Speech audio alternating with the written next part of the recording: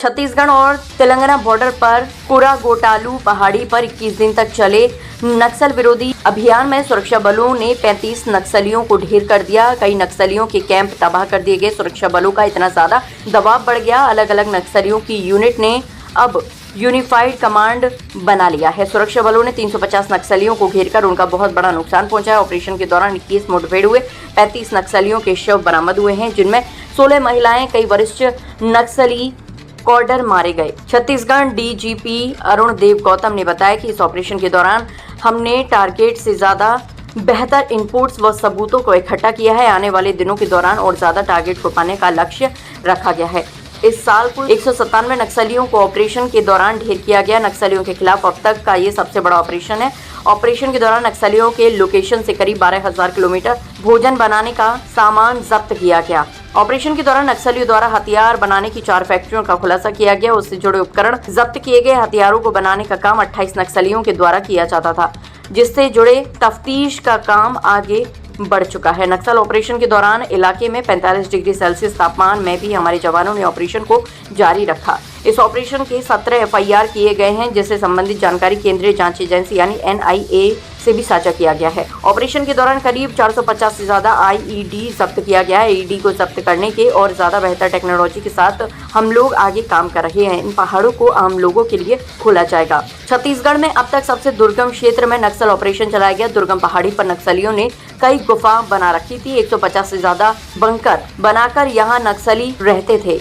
Ambush point और आई सब कुछ सुरक्षा बलों ने तबाह कर दिया। सीआरपीएफ के डीजी ज्ञानेंद्र प्रताप सिंह ने बताया, अगले साल 2026 तक हम देश को नक्सल मुक्त करने का प्रयास कर रहे हैं, जिसे हम हर हालत में करके रहेंगे। देश के प्रधानमंत्री नरेंद्र मोदी और केंद्रीय गृह मंत्री अमित शाह के सुपर नेतृत्व और मार्गदर्शन में अगले साल मार्च तक देश में नक्सलवाद को खत्म करने का फैसला किया गया है। देश में नक्सल प्रभावित इलाके 126 से घटकर अब मात्र 18 रह गए हैं। आम लोगों के खिलाफ नक्सली घटनाएं कम हुई हैं। 2025 में 19 घटनाएं हुई। 2025 में अब तक 718 नक्सली सरेंडर कर चुके हैं।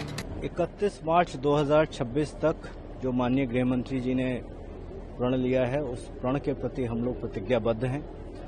केंद्रीय रिजर्व पुलिस बल राज्य पुलिस के साथ मिल और अन्य केंद्रीय बलों के साथ मिलकर जो माननीय मंत्री जी का प्रतिज्ञा है उसको पूर्ण करेगा। ऐसा मुझे सिर्फ विश्वास ही नहीं, मुझे दृढ़ विश्वास है कि हम ये करेंगे। कितना बड़ा ऑपरेशन था, थोड़ा सा डिटेल बताएं सर। कितने नक्सलियों को हमने मारा, कितने इनामी थे और कितने बड़े नक्सली जो अभी भी वांटेड हैं बचे हुए हैं? अब तक 31 शव बरामद हो चुके हैं। लगभग जैसा बताया गया 1200 स्क्वायर किलोमीटर का एरिया है। हमारी जो आसूचना है और जो जानकारी है उसके मुताबिक और बहुत से नक्सली हैं जिनकी मृत्यु हुई है, पर शव कितना हम वहां रिकवर कर पाएंगे, ज्योग्राफिकल टेरेन में बहुत गर्मी है, बहुत गहरी खाई भी है, वह अभी कहना मुश्किल है। उनमें कौन कौन थे, कितने सीनियर थे, कितने जूनियर थे, इन 31 में से 28 की अब तक शिनाख्त की जा चुकी है। जो बच भी गए हैं उनको भी हम लोग ट्रैक कर रहे हैं और मुझे पूरा विश्वास है, चूंकि अब इनका बड़ा दुर्ग खा गया है, तो छोटे छोटी जो इनकी यूनिट्स हैं उनको हम बहुत जल्दी न्यूट्रलाइज कर लेंगे। इस ऑपरेशन को हमने नाम क्या दिया था और कितने फोर्सेस की मदद ली गई थी? अगर हम पूरे ये ऑपरेशन ब्लैक फॉरेस्ट के नाम से हम लोगों ने इसको चलाया था। इसमें कोबरा, केंद्रीय रिजर्व पुलिस की कई अन्य बटालियंस और छत्तीसगढ़ पुलिस के डीआरजी, एसटीएफ, जिला पुलिस के लोग थे। पूरी संख्या कहना मेरे लिए उचित नहीं होगा, लेकिन कई हजार में थे, ऐसा मैं आपको निश्चित तौर पर कह सकता हूँ। इंजरीज कितने नक्सलियों को हमने अभी तक पहुंचा पाए हैं? और रिकवरीज की बात की जाए तो कितना अभी तक की रिकवरी हुई है? क्या ये इतिहास में पहली बार हुआ इतनी बड़ी रिकवरी? इतनी बड़ी रिकवरी पहले तो कभी किसी ऑपरेशन में नहीं हुई। विशेष तौर पर जितने हथियार रिकवर हुए हैं और जिस प्रकार का एक्सप्लोसिव और बीजीएल शेल्स रिकवर हुए हैं, ये हम लोगों की बहुत बड़ी सफलता है।